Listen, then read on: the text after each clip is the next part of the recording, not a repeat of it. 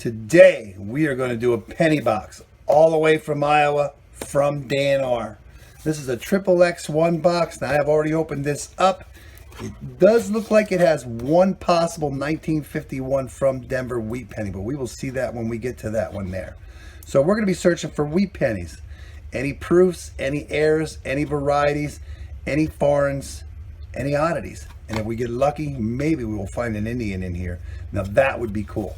So every time I find something, I will bring you back in. So let's get this box out of the way and see what we can find.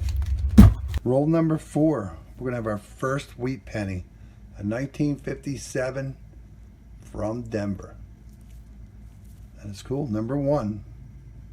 And we have our first foreign in roll number 13. I know it's been a while, but we finally found a Canadian. 1978. That's pretty cool. It's in pretty good shape too. That's awesome. We are on roll number 17 and we have our second wheat cent.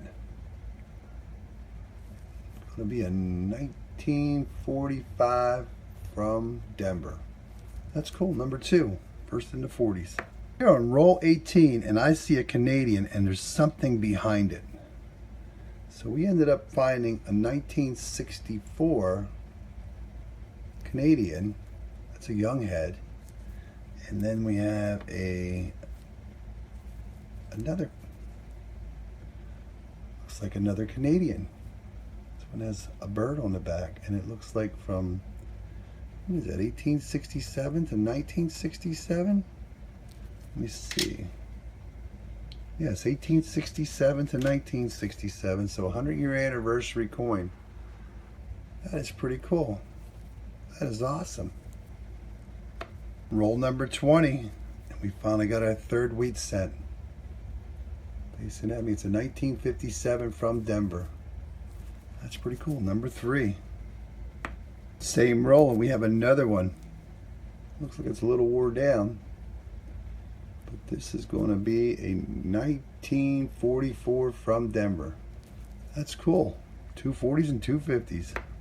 Roll number 21, we have our fourth Canadian. And it is going to be a 1989.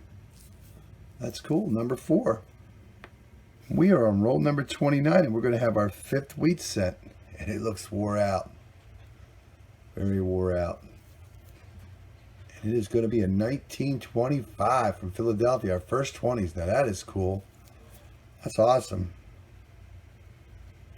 Roll number 30, and this is that ender I thought was a 1951. It had some damage on it, but it is going to be a 1958 from Denver.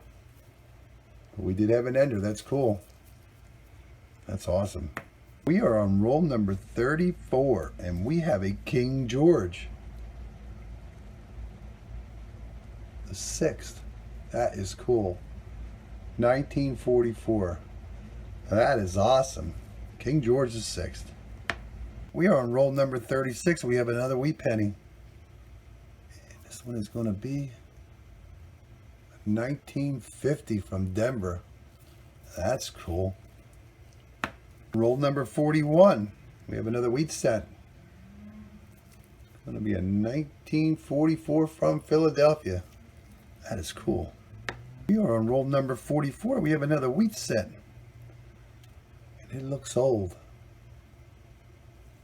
And it is going to be a 1935 from Philadelphia. How cool is that? That is awesome. We are on roll number 46 and we have another wheat penny. Looks a little beat up.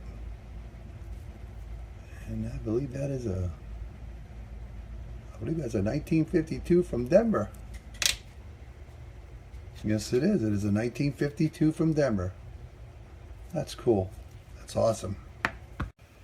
This turned out to be a pretty good box. We ended up with 10 wheat cents, 5 Canadians, 5 really nice ones, a variety, and 1409s. So the oldest wheat cent that we found was a 1925 from Philadelphia. 20s in the box. And the next newest one was a 1935 from Philadelphia. That's cool. We also found two 44s, one from Philadelphia and one from Denver. 45, a 50, a 52, two 57s, and our only ender was a 58. They were all from Denver.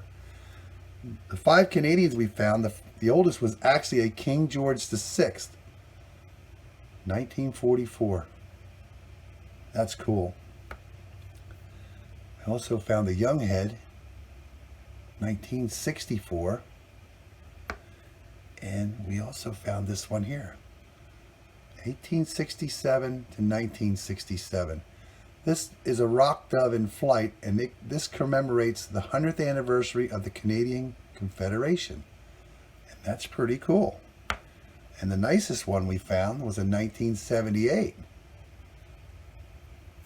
And we also found that 1989. That's cool. And I found some really nice older ones. We actually have a 1962 from Denver. And the nicest old one was this 1964 from Denver. That's pretty cool when you can pull them out of a box like that. That is awesome. And we did find a 1969 from Denver. I did find a cup 169S, but it was not the DDO. We have a nice 71 from Denver. And a 1976 from Philadelphia. That was cool. We found 1409s, 3 from his birth years, 4 from his formative years, 4 from his professional life, and 3 from the presidency. And the nicest one out of all of these is this one from his professional life.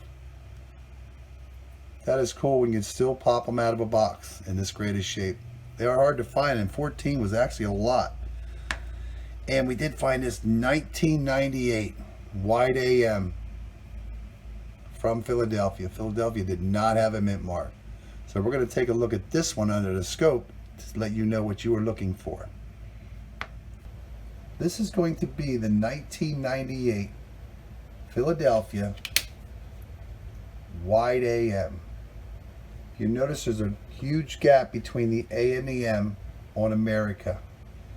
And also the designer's initials, the FG, would be closest to the building. So you have the wide AM, and the one that you're not looking for is the close AM. So you're looking for the wide. So the close AM is very close, almost touching the A and the M, and also the designer's initials are much further away from the building. So this is what you're not looking for. This is what you would be looking for, the wide AM, FG closest to the building. So that is pretty cool. It is fairly easy to spot. So you have the wide AM, close AM. So you are looking for the wide AM variety on the 1998 from Philadelphia. It was cool to find one. I did not expect it, a box all the way from Iowa to the East Coast. And I would like to thank Dan R. for getting me a box to send with Dennis. I appreciate both of you getting it here. So thank you. If you enjoyed this video, I'd appreciate a big thumbs up. And if you haven't already subscribed, please do. And I would like to thank everyone for watching my latest video, and good luck on your next hunt.